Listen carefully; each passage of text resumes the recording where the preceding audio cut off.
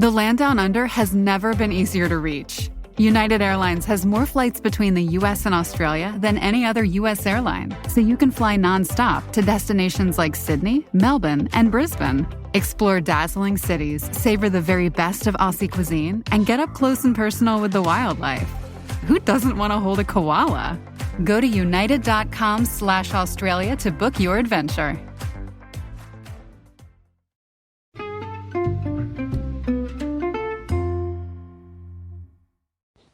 Hi, everybody, and welcome to the Dr. Psych Mom Show. In this episode, we're going to talk about what predicts successful couples counseling, so which couples do the best in couples counseling.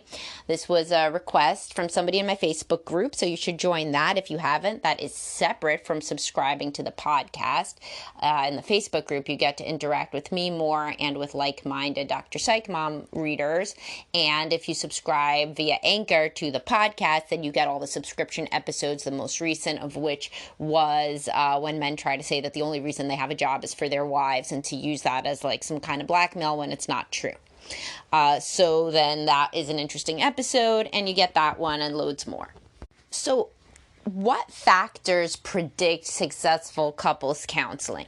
So there's certain areas of work that you can do in couples counseling that are going to be pretty fruitful. So obviously the ubiquitous communication skills, people can learn to fight more fairly, they can learn what constitutes a normal amount and type of fighting, they can learn to say what their feelings are better, they can learn to express themselves verbally even if that is not their want. W-O-N-T, not W-A-N-T, may not be your want either, but you know, you got to compromise on shit. And you can certainly learn to empathize with one another. You can learn what one another's love languages are and how not to condescend to each other's love language. This is a big one with women who think that the man's need for sex is just completely off the wall and animalistic, learning that that is not the case. And for men who think that a woman's need for emotional closeness is stupid and overly romantic, and he can learn not to be a dick about that as well.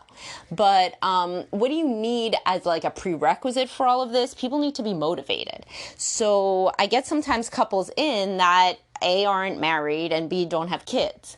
Like if you're not getting along and you don't have kids, you're not married, break up. Like that's what dating is for. Dating is to figure out who you're compatible with. So if you have to go to couples counseling, I'm not talking about premarital counseling. That's nice. You know, that's like kind of an extended version of some sort of personality testing, you know, that can help you learn about each other. That's great. But if you have active, massive conflictual issues as a couple before you get married and have kids get out. So like if you're in a sexless marriage and you don't have children, I did a podcast about this, like why are you in it? What do you think is going to get better after children? You know, and or if you don't want children to begin with, nobody is going to suffer from your breakup except the two of you who suffer from being together. So if you are not held together by something very strong, such as having a family, commingled finances. I mean, a family is just the number one, but other ones are, of course, commingled finances, property, businesses. You know, you're in each other's lives, but really the big one is kids. You know, I mean, so if y'all don't have kids and you're fighting over shit, you're gonna keep fighting in couples counseling because nobody is that motivated to change. Because you don't have to. There's no superordinate goal. There's no people who are going to deeply suffer if you break up. So if you don't have a motivator of family, then, you know, it usually doesn't go as well. People kind of trail off because, you know, they kind of see that, you know, they ought to break up if things keep going so badly.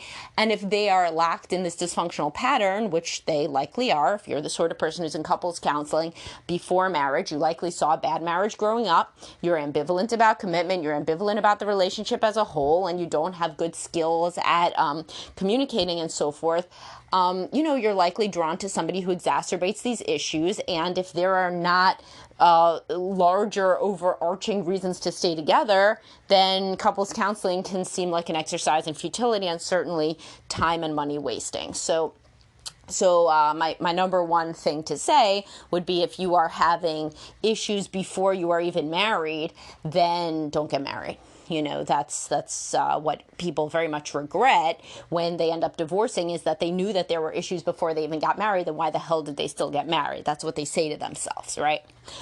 So if you are a couple with kids and have that big motivator to stay together, then that helps. What else helps? Being verbal. I mean, couples counseling is a very verbal modality. So if one or both of you hates talking, you're not going to do as well in couples counseling. And that's just how it is. I mean, that's what therapy is basically a very words-based modality.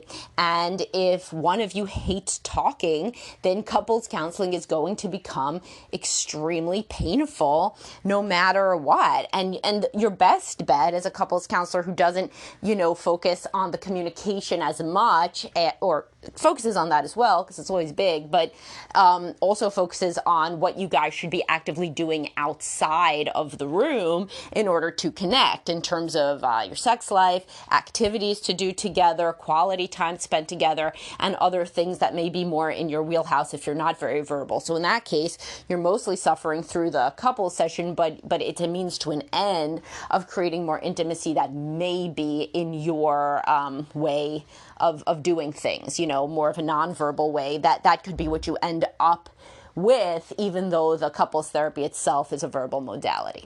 But again, if you are both two highly verbal people that love to communicate, then couples counseling is probably going to go better for you. So far we have kids and we have that. Now what's next? There has to be attraction still, especially the man toward the woman. As I've said, men need to think their wife is hot for things to work. Men can tolerate a lot of shit, although not infinite shit, because as I discussed in a prior podcast, men are people too. And when their wife acts like she hates them all the time, they don't want to have sex, even if they have a high sex drive. But in that case, they can still probably, and still do, say to me and express, yes, I'm still physically attracted to her, but it's the personality and it's like how we communicate that's a turnoff. But let me tell you, if there's no physical attraction and you're fighting, there's not going to be much to work on there. And another thing that we can't do, because we're not magic, is we cannot create attraction when there was no attraction ever. So when people get married in the absence of any physical chemistry, that is usually not a repairable situation, unless in the specific case where a woman has had sexual trauma, she does not really think of herself as a sexual entity at all, thus she has no chemistry with anybody, and the husband was just a nice guy that she married, she can potentially learn to become more of a sexual entity if she was not.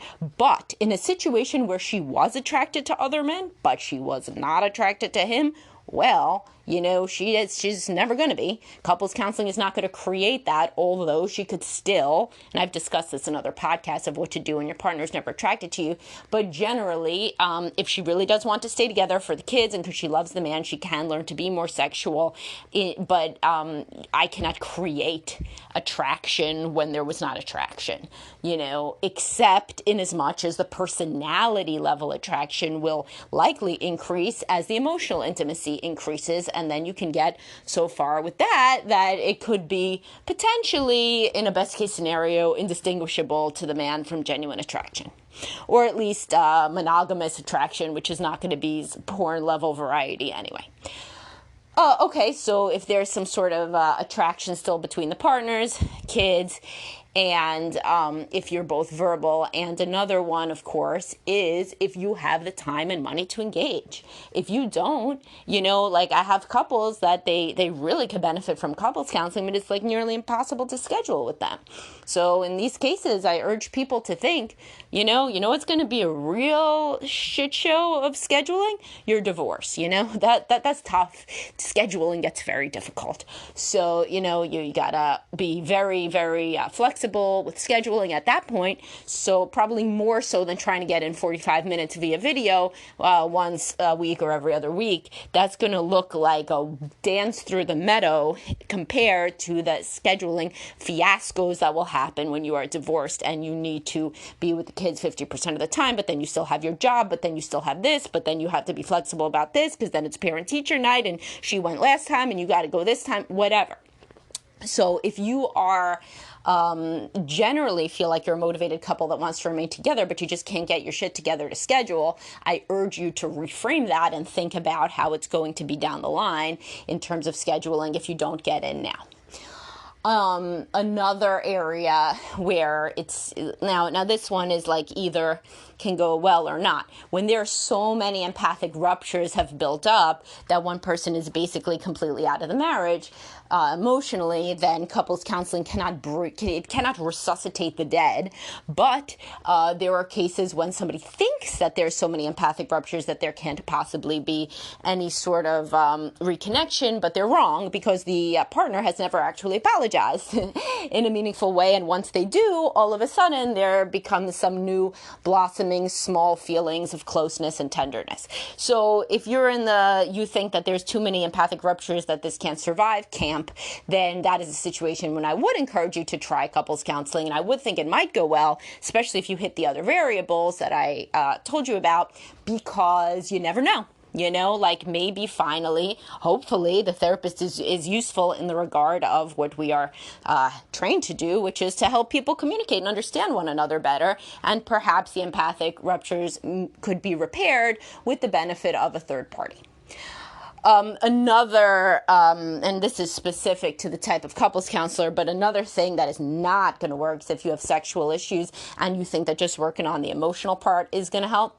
It's not. So you got to be talking about the sexual part too. And if you're in therapy where the therapist says basically, well, the sexual issues usually get better once people communicate better. No, they don't. I have people, I'm not going to say threw out money because, maybe they learn to communicate better. Okay. But they learned to communicate better for years and years of weekly sessions during which they were celibate or close to it, and having a sex life that is garbage, at least in the view of one person, which if it's in the view of one person, it's usually in the view of both people. So it just doesn't like miraculously help itself, somehow, which is what people who do not like to talk about sex or are not trained to talk about sex or whatever like to think, is that if you fix the emotional closeness, then the sexual closeness follows. Why? Like, if you think about it, it's illogical.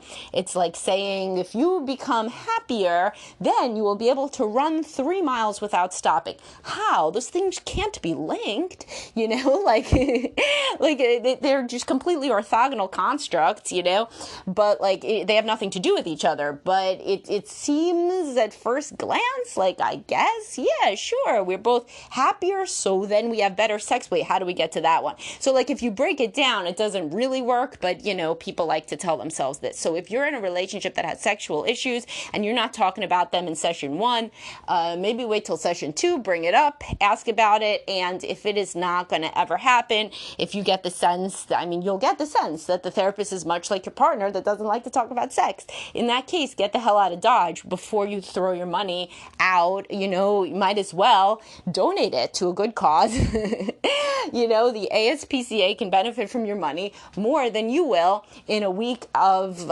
week after week after week of couples counseling that does not focus on the sexual issues that are there. All right, so hopefully this helped you gain perspective on who does well in couples counseling and who doesn't. In terms of individual level variables, the more open-minded people are, the better they do in both individual and couples counseling. And by which I mean people that can have their worldview challenged, people that are not incredibly closed-minded and defensive. Now, if you are incredibly closed-minded and defensive, or you've been accused of such by your partner, individual therapy may be what you need to supplement couples, because if you cannot handle being challenged, what's likely going to happen in couples is that the couples counselor gets scared of you, because as I talked about in the podcast about therapists are people too. So if you're like a tremendous asshole, they're going to back away from you usually and assume that over time, hopefully you come to the table willing to play ball more. But you're going to end up kind of making it this very closed kind of loop where the therapist is not allowed to say certain things to you. Otherwise, you get loud, you get sulky, you skip the next session, whatever the case may be. So you kind of create this situation where you can get no feedback. If you're going to do that, or if you recognize that your your partner would do that, individual therapy may be the way to go at first. If you or your partner are not clicking with the therapist by like a few sessions in, then you also ought to get out, because it's not going to help you if you do not feel like this person understands what's going on. And if one of you likes a therapist, the other one doesn't, then you could work with it potentially, because if the partner who likes the therapist, you know, is encouraged by the therapist to change and to grow and whatever, then that can lead to positive change in the unit, right? And the couple. But if both of you hate the therapist, well, then don't be stupid, get out, you know? Don't stay in to spite one another, punishing one another with a terrible therapist. Like, get out. If one of you loves the therapist, then at least see, okay, maybe the therapist will have a lot of, you know, ability to shape how that person listens and responds and understands the situation differently. Even if I don't like the therapist that much, you know, let me think about why. Probably that it's because the therapist challenges you in some way. I also have a podcast on why we hate people is because it's a disavowed part of ourselves, you know. But again, if both of you hate the therapist, don't like just this is not supposed to be torture, you know. Wait, check another therapist out. See if one of you likes a new therapist, at least one of you.